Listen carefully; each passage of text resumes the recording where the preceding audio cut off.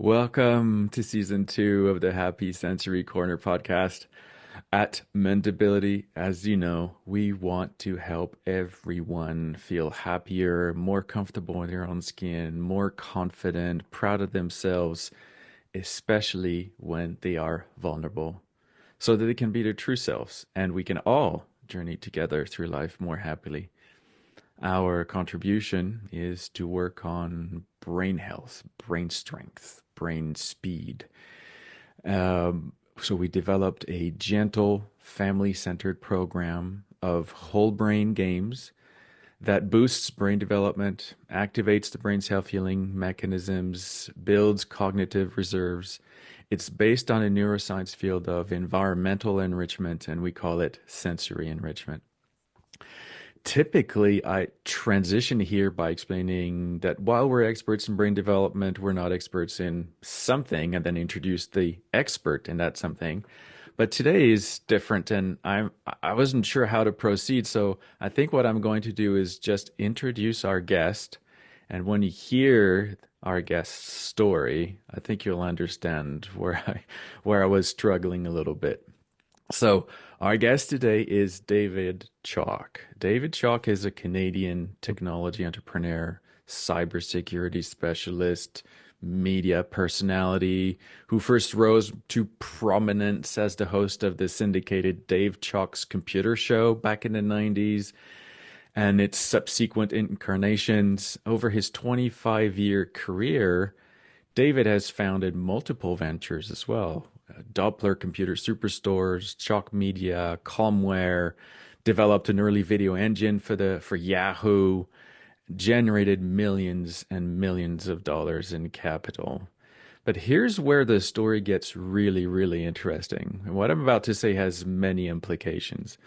While he was doing all of this, David could not read. David experienced brain damage at birth, has been living with dyslexia, face blindness, ADHD, and a few other conditions. But you know what? He received an honorary doctorate degree of technology from the University of Fraser Valley in recognition for his pioneering work. And then finally, in 2021, at age 62, he learns to read and spell in a process discussed in a documentary, The Truth About Reading. Today, he applies his expertise in technology and education to mentor organizations, support families, and champion new learning approaches that benefit neurodivergent children, including those with autism. And David's entrepreneur spirit has many ideas to help. This was a bit of a long intro, David. I hope you don't mind, but your story is just so remarkable, and I think our listeners now understand a little bit why I felt this is a special episode. Thank you for being our guest today. Thank you both for having me. So, how far back do we want to go with your origin story, David? Is there something, I kind of alluded to the fact that little David started, with a very strong experience, and that planted the seed for a lot of different things. But I wonder if maybe in your youth, you had some other experiences that made you say, you know what, this is not my story. I'm going to overcome the odds. Or is this something because Mm. a lot of the very successful billionaires out there have dyslexia. And Mhm. so is this like a thing that comes with dyslexia that kind of makes you just a superhuman in terms of entrepreneurship and business and that kind of stuff? The Some of the skills for entrepreneurialism, which are high risk, super high risk, creativity, willing to go out on a ledge, are attributes of dyslexia, ADHD, and entrepreneurialism. I think if the entrepreneur mind was not there, we may not have as many creative startups or innovation. I definitely know I think outside of the box. For me, when I was 2, 3, 4, 5 years old, I remember everything in my life. It's like a photographic memory. Um, I was born in England. We came over when I was 2.5. I remember the boat ride, coming to Canada, the train ride across Canada, all the people I met. I can see the pictures. I can almost smell it. And I was creative and I built and I played and I had a wonderful time at home. And on day one of school, my mom walked me to this schoolhouse, which was a beautiful old fashioned little building. We walked in the door and the teacher said, "Oh, you must be David. You're late. Why don't you come to the front of the class and introduce yourself? And I have a book I'd like you to read from for the class." That was it. As far as I was concerned, then my life ended. I started to try and read the book.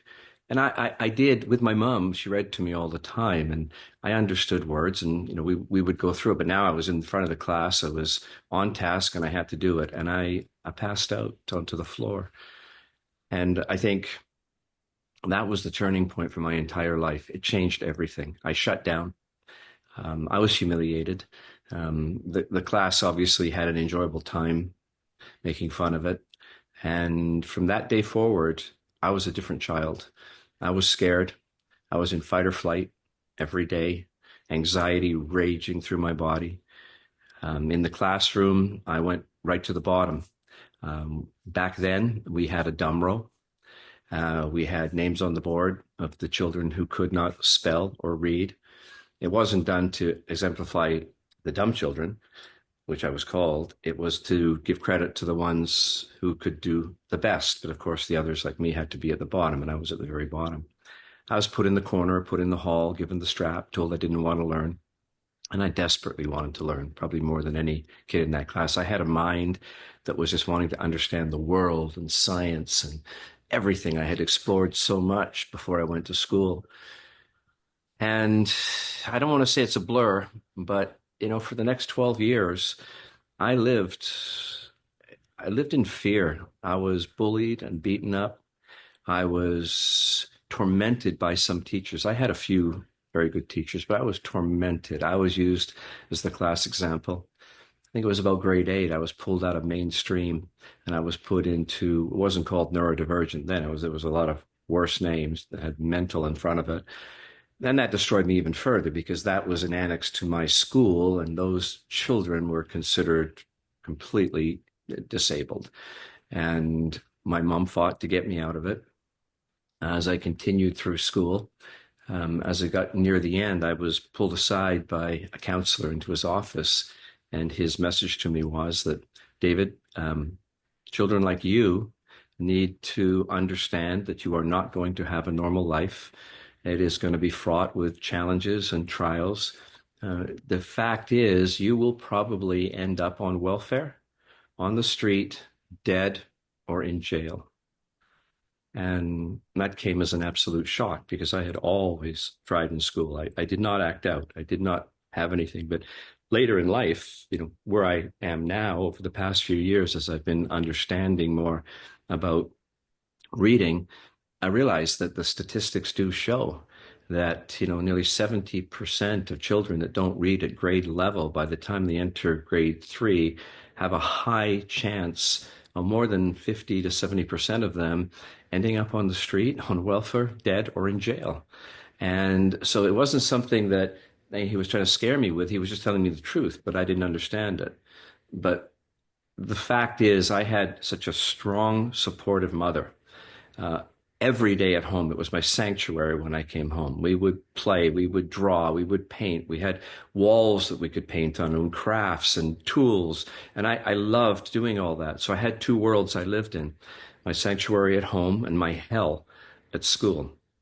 And what she taught me was that I learned differently. She didn't understand. I didn't even know what the word dyslexia or ADHD or any of the cognitive challenges were, but she just accepted that I was different, but I had other abilities and creativity, and we lived in that world. We did incredibly fun things. And after graduation, she had said always that when that time comes, you will see that there is a world out there that is willing to accept people who think differently. And her words were, the world will be your oyster as long as you do not believe that every thought you have in your head, your thinking, it wasn't thought, that the thinking that goes on in your head is not who you are. You are that one that we talk about who knows those horrific thoughts you have in your head about how incapable you are. And when you can separate yourself from those, you will find out who you are. And that's what we spent years doing. Later on, I found out that would become awareness, and that separation enabled me to be the person I wanted to be. However, again, this is all in hindsight. What I did come to realize is that during school, my self-esteem was destroyed. And I still have incredible challenges with that today. The shame, I can't even comprehend how to tell you that. But the one thing I did have, and I've learned to separate it, was my self-worth. And it isn't often talked about, in my world, the difference between self-worth and self-esteem. And for me, self-esteem was how I saw myself in the world and how people perceived me. But my self-esteem was that I knew I was a person. I knew I was capable of thinking and creative ideas. And that is how I did all the things I did. When people ask me if you couldn't read, if you had these cognitive conditions, if my short-term memory is almost zero, my scheduling, my calendar, as you now know, I can't make it work. But the fact that I knew at the core inside there was something in me that was real, uh, I just put one foot in front of the other and move forward. And what I try and share with people is those stories we get in our head. While mine were horrific, most people have them. But that little story that they carry is enough to stop them from doing incredible things. The only difference with me was mine was so drastic that I was living in my mind that I was going to be dead or go to jail. It wasn't that I was trying to prove anything, but it was, I got nothing to lose. Why don't I just move forward in spite of the fact I feel terrible about myself in the outside world? And there's what happened. By the time I was probably 25, 26, I had a multi-million-dollar company. I took that well over $100 million. I started half a dozen other ones. I employed hundreds of people. I received all sorts of awards, the doctorate degree. That's what happens, I found in life, if you're just willing to go forward. So for all that I went through, it showed me one thing. We're our worst enemy. If we do not accept that we are all unique and all capable of doing something, the story that we tell ourselves can prevent us from doing anything. And it's far more damaging than failure ever would be, because most people never push themselves enough to see if they can attain things that they believe in. That's my story. And all of that is with what it sounds like the ideal upbringing in the home. You talk about a sanctuary, you talk about a mother who gave you this unconditional support and love. Can you imagine when parents are, when kids have slightly less than perfect parents? Well, it sounds like it was perfect, but of course, there's always factors. I know I was an anomaly. My brother and I have the same condition. And we had a father who was not in line.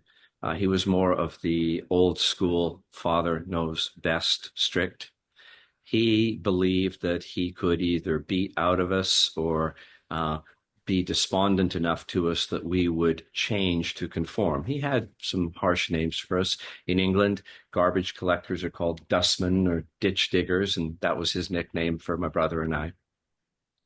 But there was enough coming from my mom that we saw that maybe with him, it was his upbringing. He was just an angry person. The sad thing was that when I was about 9 years old, my mom got cancer, and we were told it was terminal. We visited her quite a few times in the hospital, and it was getting worse.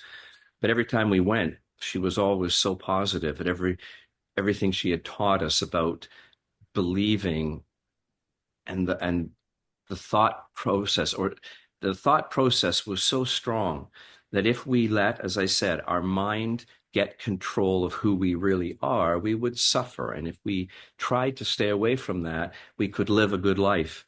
Well, it's hard for people to understand at times, and some call it a miracle, but I wish I had, more understanding of cognitive science and the brain. But over about a 2 month period of us visiting her and her, we would sit on the bed with her and she would hold our hands and she would say, I'm going to get through this, regardless of what the doctors say. And one day we were told by the doctors she was in remission and she survived. And we were told there was no chance because it was very severe cancer. And we were young, we didn't really understand it, but she came through and she lived 40 years longer. And that was when it really changed everything for me. Because in the hospital time, we set goals of things I would do, and we made a pact that when I was 30, we would celebrate all of those things that I was able to do. And on my 30th birthday, Mm-hmm. I had achieved every single one without really fighting for them. They just became fluid in me. These were the things I was going to do. I didn't know I was going to be an entrepreneur or an airline pilot for a while or all sorts of other things. But what I did do is I believed that there was nothing stopping me. And through that time, she encouraged me. And I think, what I could share with other people is we are our own worst enemies. I went to hell and back as a child, but it didn't take everyone in my life supporting me. It took just one person, my mom, that never judged me, never critical of me, inspired me, regardless of what I got on a report card, regardless of what the teacher said about me, because she had an understanding. She knew me. She knew that somewhere inside of me there was this mind that was creative, and all she allowed it to do was be free, and she separated it from the thoughts. And as that happened, and when she recovered from cancer, it gave me the absolute understanding that there was more to being a person and a human than what we could just feel inside of us, that we could push without, I'm not saying push, that isn't the right word, that we could simply move forward in life, not critique ourselves after everything we do. And I'm very much a believer in, I don't know the exact terminology for it, but 95 or 99% of life is just showing up. Well, if you show up and add a little bit more to it, you can do anything you want to do. And that's all I did. Nothing more than that. Claudie, you work with parents all the time, and those parents have kids with, developmental delays and things and challenges. What I wonder if you had some, like, what do we need to learn from Dave's mom that we need to teach the parents that we work with? Well, most of the parents we work with, the kids are a little older than it's not early intervention. And very often they come because early intervention was not the right path for the kids, and they have lost hope. And I think this is what I read from what you're saying. She never lost hope. She always saw the positive. And I had last week two very important conversations with two mothers who said, well, I don't even know how to hope anymore. Mhm. And so we spoke and we spoke about the good thing, the wonderful thing that the kid had. Let's put on the side what the community and social interaction are demanding, but let's look at what that kid can do and gradually build hope. And one of those moms said, we'll hope for one little thing, and then when it's happening, then you can hope for a little more because they are so injured. They don't dare to hope because probably the world has told them exactly sort of the definition you're making, that this is a future for the child, and gradually they have believed it.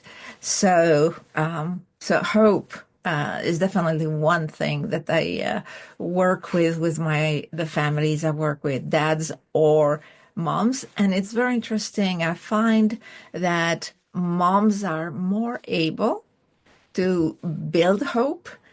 And I have a couple dads who are unable and just they say it. And My dad was. I work a lot with videos because we work with families around the world. And again, when I see those dads without hope interact with the children, it looks a lot like your experience. Mhm. So, yeah, besides knowledge on the brain and besides therapeutic exercises, I believe with Mendability, we need to help parents to get hope again. I think in hearing what you just said and reflecting back on me, losing hope was never something that my mom would have had to deal with because for her, she engaged with us so much that it didn't matter what the world said. She had her view of us. She spent a lot of time at the school fighting for my brother and I, trying to keep us in mainstream, trying to stop all the things that were going on. And if she had succumbed to the very thing that she taught us was you do not have to listen to other people's opinions. Witness it for yourself. Believe it and understand it. So for us, when you think of our life of coming home and doing projects, whether it was painting or drawing, as I said, we would put giant rolls of wallpaper on the wall sideways, and we were just able to draw on the walls. We were able to do all sorts of creating things from cooking and baking things. And that interaction we had together, she never doubted that what we were capable of doing, regardless what came back from the school system, regardless of what came back from other adults, it did not matter. And so she would look after us in that outside world.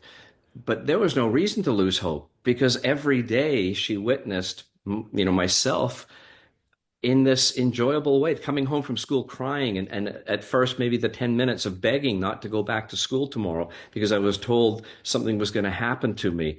She would get me through it. And then for the rest of that evening, we would have a wonderful time. So for the parents, I do believe it's harder today.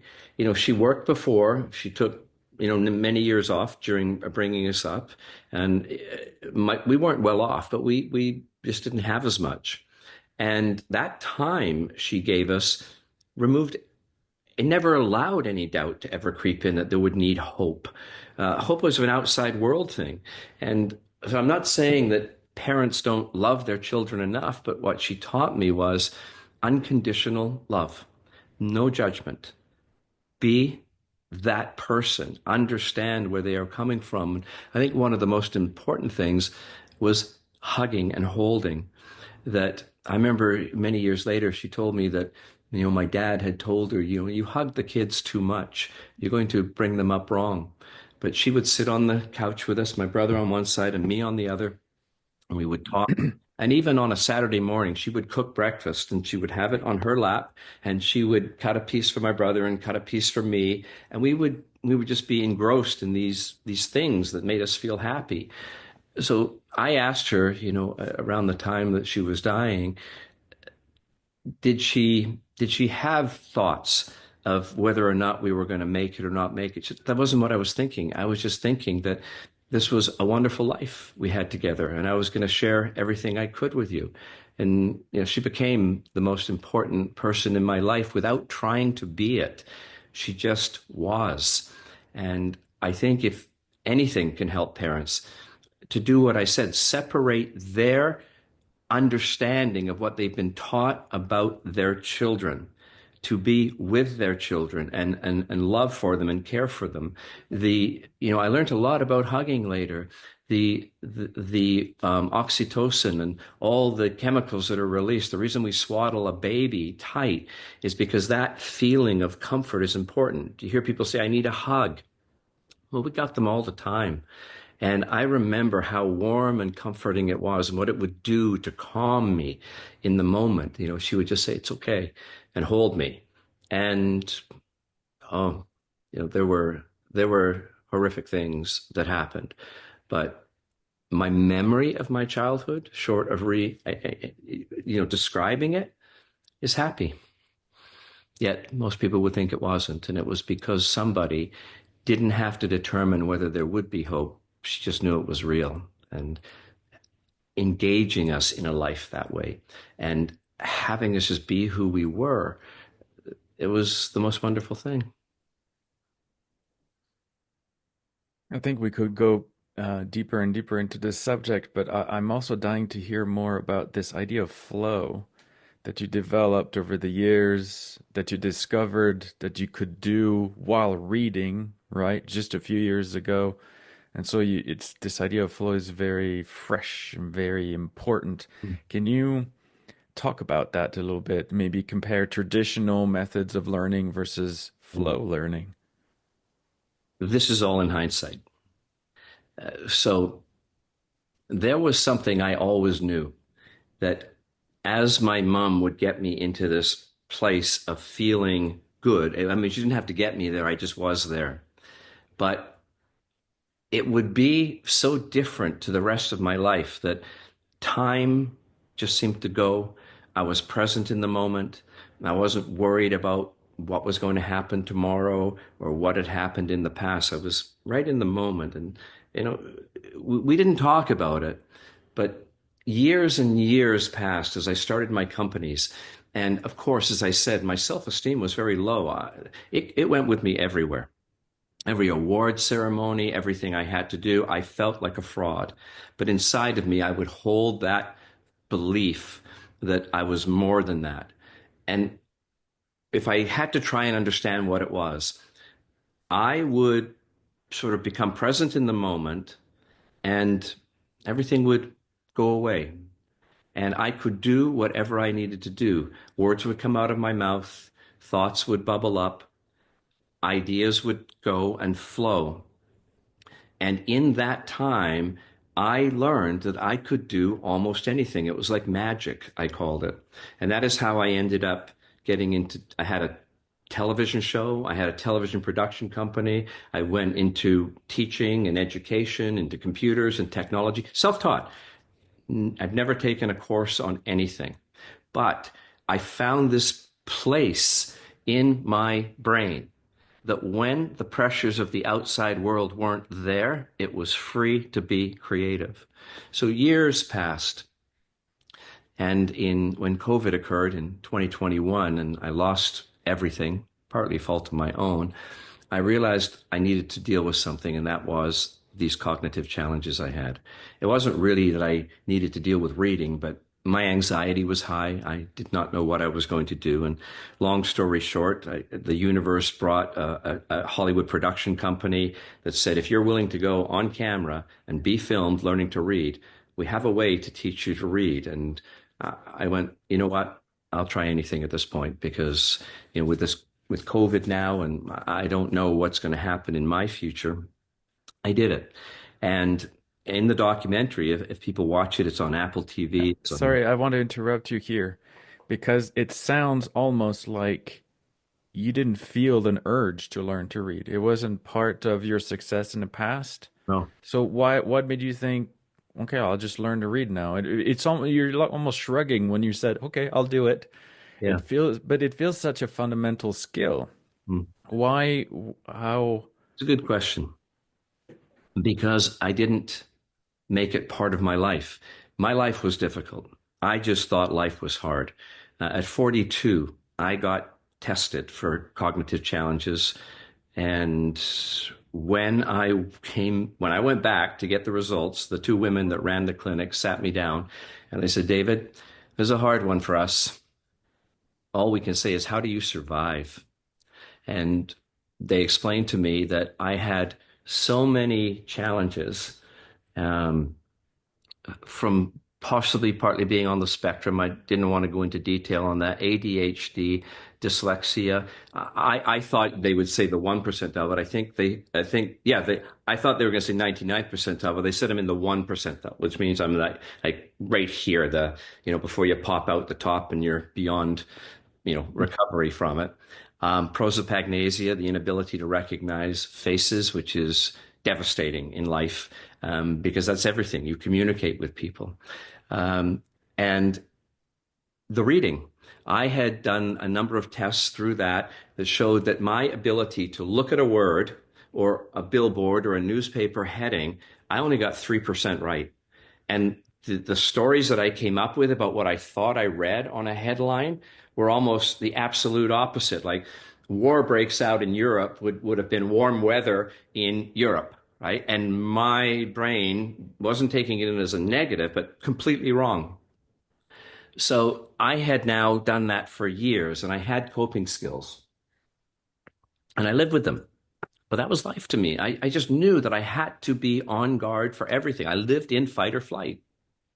I mean, I didn't say, but just at about the time of COVID, my colon ruptured and sepsis, I passed out on the floor. I don't know. The universe did me a favor. I woke up, I called 911. They got me to the hospital and the doctor said, "You're on borrowed time. People don't survive this. What's happened to you?" And he said, "The condition of the rupture is so severe. What happened in your life?" He goes, "Has it been difficult and stressful?" And cortisol ate through my stomach and all the other things in my body ate through it after all those years. So there are ramifications from it. That was the fight or flight that I lived in every single day. When I wake up in the morning, even today, I have to think where I am, what I'm doing. If I did not check my calendar, even though I'm, excited about doing this interview, I would have missed it or I would have gone on the wrong day. That is my life. Everything that can go wrong, and I'm not a Murphy's Law advocate, will if I do not stay on top of it. So getting back to the reading. It was not something I thought I would have to deal with or thought there was even a way of learning to read. A couple times I tried with an Orton Gillingham program or a Wilson program. There was no hope. There was no hope. These were just ridiculous things for me to try and attempt. And I thought, well, you know what? I know that if I do not get a little better at reading or comprehension, as I try and rebuild my life again one more time, it's going to be difficult in this age of technology. I need to do a lot more reading. I called up a friend I had known from many, many years ago, Fran. She was the one who told me about the documentary. It all lined up in the universe. I flew to the US, which was difficult getting out of Canada during COVID. And over a 1 week period, 1 hour of actual training a day for 5 days with a Hollywood production crew there to film a documentary of the reading crisis in North America. I sat there and was told that there's a code to the English language, that it isn't about reading a word on a page and sounding it out and memorizing it. There are 44 sounds that make up every word in the dictionary, and there are 26 symbols, like Braille or Morse code. There's a relationship. And they explained to me, or the woman explained to me one-on-one. She went back and forth, back and forth, back and forth, faster and faster. We started with 1 letter, 2 letter, 3 letter, 4 letter, got to a word, got to 2 words, got to 3 words. By about the 7th hour, I broke down and I said, oh my God, there's something coming over me. I see that reading isn't what I thought it was. My brain can do pattern recognition. It can understand connections with things. By the 11th hour, I was handed a book and I read it out loud. Prior to going in, I was tested by a government tester that would do the education system. And at the end, I was tested. I went, I don't want to say from like a grade 5 or 6 level of reading to post-university level reading of speed and comprehension. I've never been stupid. I just wasn't taught the right way. And what I learned from that, well, I didn't know right away. I went away and this is incredible because now I loved reading. Reading to me became this passion. I read every single day. I get up in the morning, I go on a flight, I sit at night, I read. I had never done it in my life. I would do anything not to read. And now there was this feeling of satisfaction in reading. So I took into account, okay, I wanted to learn to read. I went through a program that I have no understanding how it worked. I learned there was another way. It was about coding and decoding. I went into that state of flow when I was there. Time disappeared. It didn't matter to me what was there or what was happening. I was consumed in it. And after returning home, I spent months and months trying to understand more about the brain, more about what could have happened to me. And I came up with, my theory, and that's where I'm moving forward with my life. That what happened was I believed, because I wanted to, that this would work. Now, for a child, especially when you are told you are dumb and stupid, you have no belief that the next thing you are going to do is going to be correct. I'm in fight or flight. Everything is going to go wrong. But for one of the first times in my life, I believed it would go right. And what I discovered was the amount of chemicals that are in the brain, one of them acetylcholine, which is released only when we as humans are in a state of believing the outcome is going to be good, so that the plasticity of the brain takes that in and remembers it. And as I learned more and more about it and tied it all together, I saw something, that the state of flow, being completely present, so I wasn't worried about the outside world, I was focused. I had a belief that it was going to work, which set up all the neurotransmitters in my brain to absorb faster than anything could ever be believed. As I was being told, it was coming in and it was locking into my brain like nothing I'd ever felt before. And then the one-on-one, the fact that she was correcting me immediately. Never in a classroom had I ever been appropriately corrected before something went in wrong and got stored the wrong way. So I had this immediate correction that I had never experienced. I had a brain that was locked into the moment. And out of that came something that I would have never believed, that a switch went off. And reading is now as fluid as me breathing. And I love it. And I do it all the time. And writing too, right? I saw in the documentary that you wrote what looked like a very long paragraph. Never in my I don't know what you wrote to the teacher, but I remember the teacher breaking down. You know, I would never write in front of anyone. Made it so that no one could read my handwriting. And when she asked me to write something out for her, I do not know where it came from. It came from that place of flow, by not fearing, by being present. And I didn't make one spelling mistake.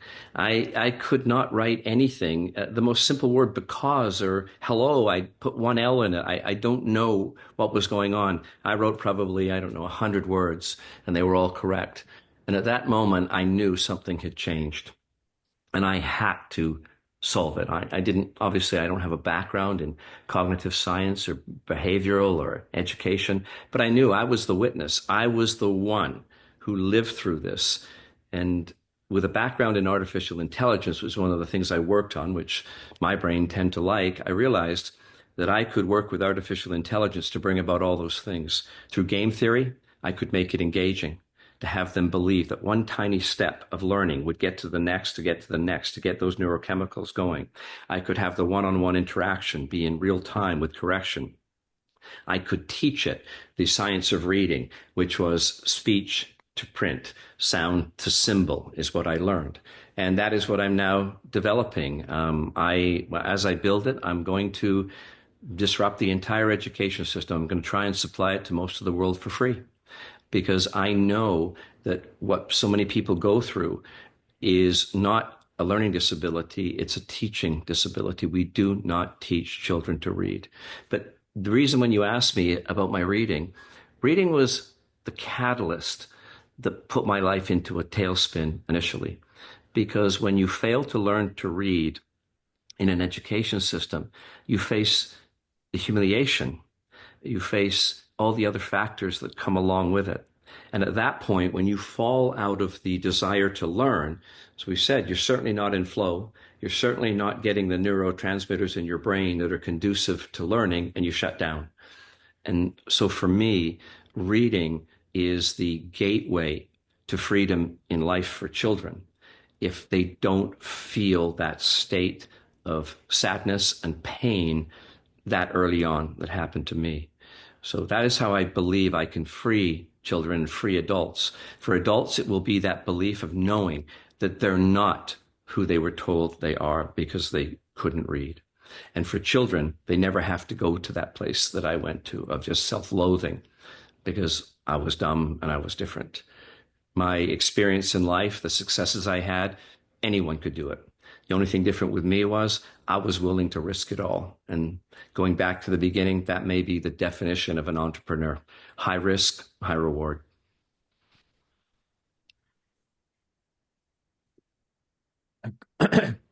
Claudie, that reminds me of your program. I learned to read with my toes.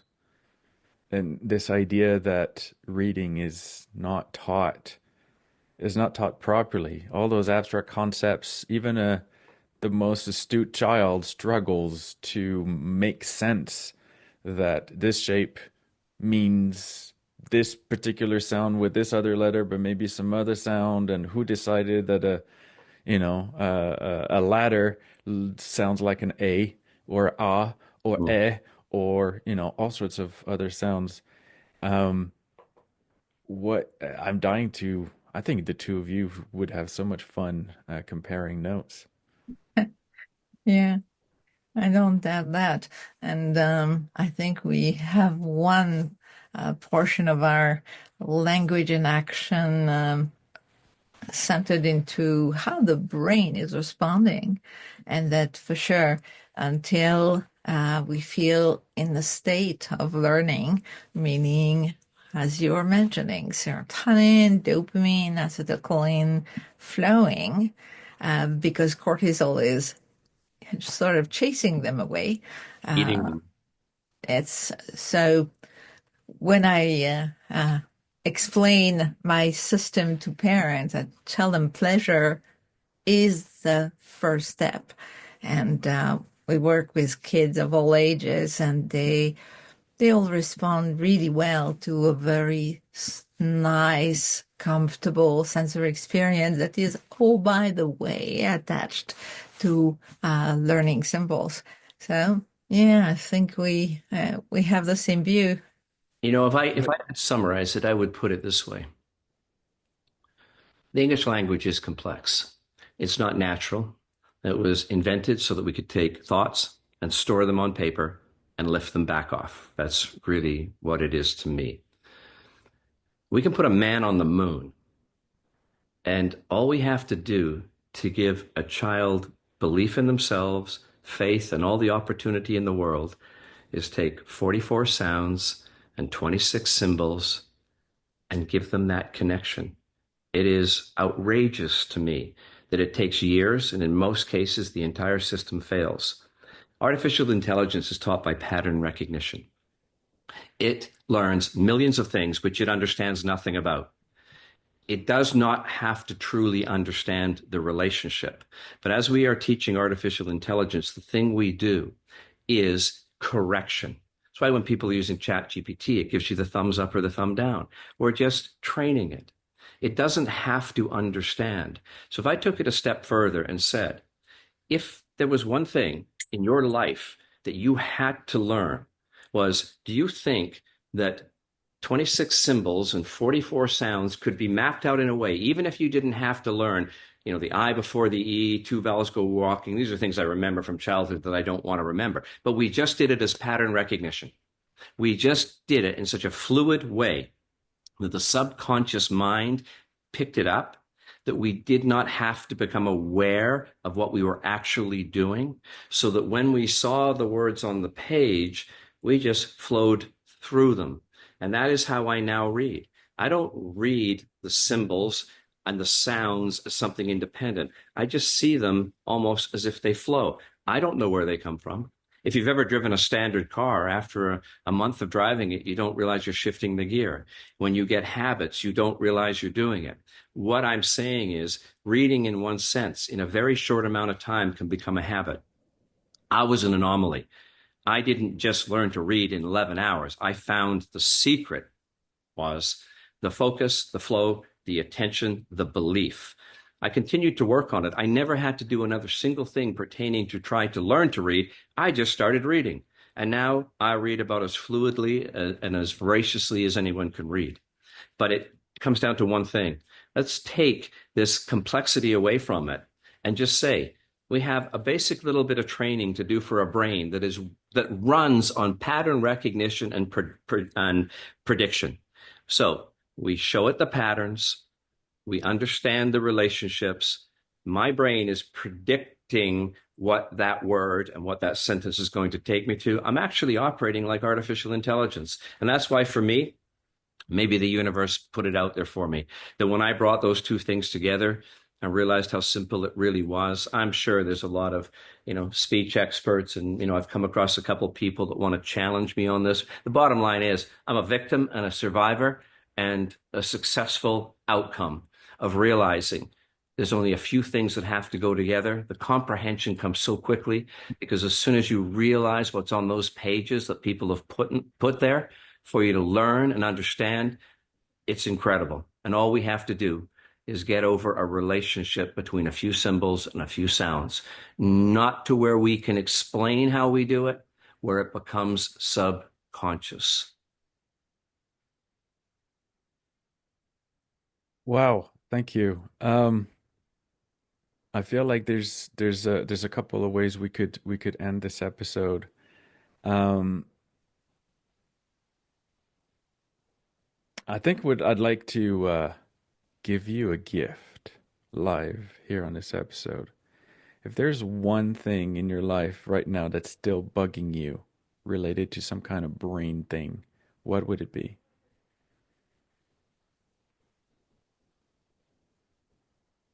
That I can't, it'll sound ridiculous, that I can't believe the world will accept me for who I am.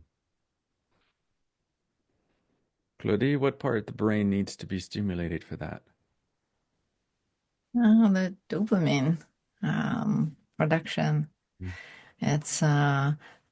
It's like definitely a brain injury. It's what we call complex PTSD. I have This that. injury that you got when a small kid. And there is one little thing that you can do when you are going to start a task, and that sensation of rejection or not acceptance is coming up. It's a very, very simple thing that helps the brain sort of refresh and start from that point. And I use it in all kinds of situations where we believe our brain is in control and is not helping, and do that a lot with very young children. And for that, you would need simply to go to your refrigerator, pull out an ice pack, and put your two hands on it. And that's working for adults perfectly well. And at the same time, if you have a kitchen island, you put something that you like the aroma of. We use strawberry a lot because of research has said this and that, but everybody has vanilla in their kitchen. So you just put the vanilla bottle there and you smell at the same time as your hand get in contact with the cold. And that is a very mechanical protocol. What happens when we feel ice cold? Our brain, who was overwhelmed, having so complex thing going on, stops all that to go into reflex mode, which is very sleek, very direct, and one way only, because there is a sensation of cold from the hand. And as humans, we can die from ice cold. But you are just sending a message, 2 seconds only on the ice pack. You don't want to stay until it hurts. It doesn't get better if you stay longer. So 2 seconds, and exactly as you do it, you smell. And when you smell, you have a rush, release of dopamine. And we know now, after many years of researching neuroscience, that our dopamine release is twice as much as an ordinary life. So you just smell as much as you can. You push away that ice pack, and now close your eyes and smell. You can smell several times. What has happened now? You have settled your brain activity. You can decide what's going to get into it once you have reset. And you feel motivation, you feel a sense of pleasure that is the glorious role of dopamine. You have flooded your brain with dopamine, so you can manage emotions and confidence and wanting to do and feeling that is going to be happening. And who cares, in fact, after that? So that's a protocol that I use in many, many situations. But do you think you would do it? You know, if you could understand what is going through my body, well, it's dopamine. If you could see the hairs on my arm, I am literally shaking because those were the things that my mother taught me. And I have not heard something so profound in so many years that I am so attuned to understanding senses. One of the things she would say to me is that in those times, you come to your senses, touch, taste, feel, smell. You'll come back to the present moment. But you've taken it another way as well, too. You've excited it. You've engaged that neurotransmitter of dopamine. And you even telling me, excuse me, I felt the cold. I could smell, excuse me, the aroma, and it occurred without me even doing it. And I've studied mirror neurons. Excuse me, I'm getting over a cold. Even if I didn't do it, it happened. My mind went as clear and as razor sharp as I could ever have it. So I will do it every single time. And that is a gift. Thank you. Yeah, you're very welcome. I'm very glad. There you go. That's a perfect way of ending this episode. Thank you so much for everything you've shared with us, David. Your story is truly inspiring. Your mother was an inspiring human being, and I hope that our listeners are inspired. And we really look forward to seeing what comes out of the other end of you working on this AI learning to read tool. I think you can see in what you just did to me, giving me that gift, such something so simple and so small. You have put me on another direction now as well, too. I know now immediately that is the very thing I needed to pull me out of that moment of doubt.